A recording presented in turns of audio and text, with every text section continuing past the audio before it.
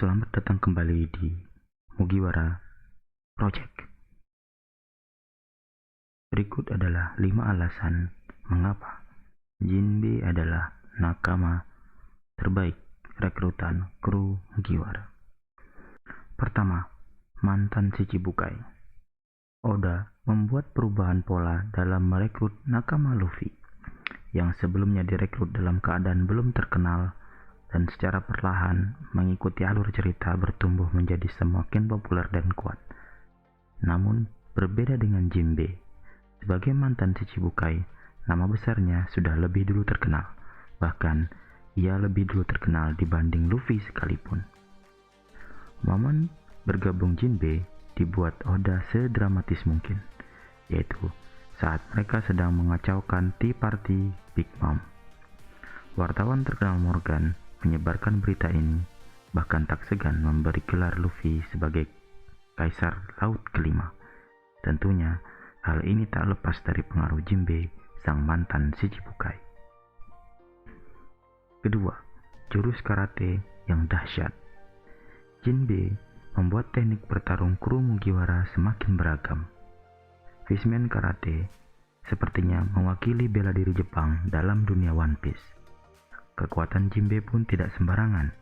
Ia mampu menahan gempuran logia milik Ace Merah-Merah Nomi.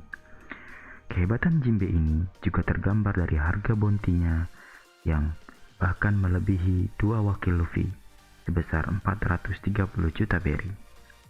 Sampai saat ini ia adalah pemilik bounty kedua tertinggi setelah Luffy.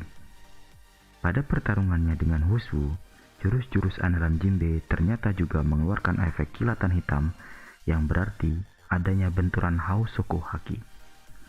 Jika melihat dari bounty dan Hausoku Haki, apakah Jinbe sudah layak untuk menjadi wakil kapten?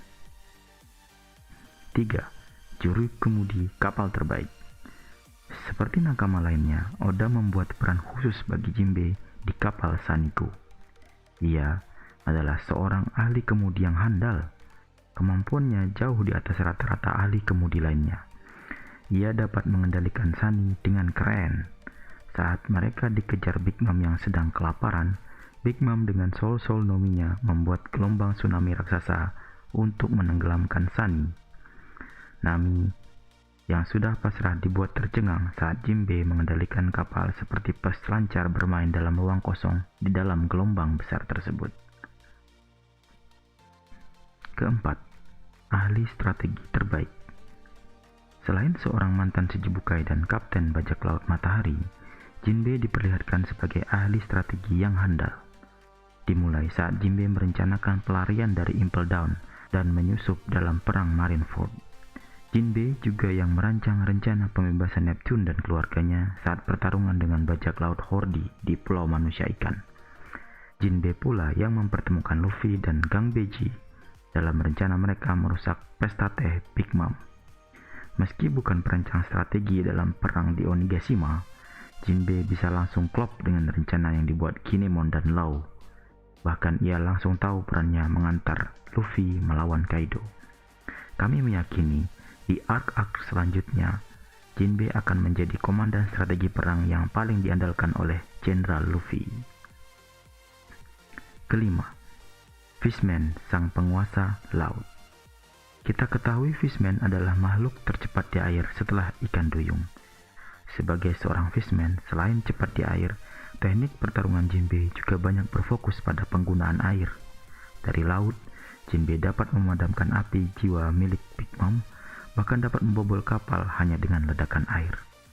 Jinbe juga dapat dengan mudah memanggil ikan-ikan besar membantunya saat ia berenang di laut. Menarik untuk ditunggu bagaimana Jinbe menguasai area laut jika nanti ada perang besar antar bajak laut yang terjadi di tengah-tengah lautan.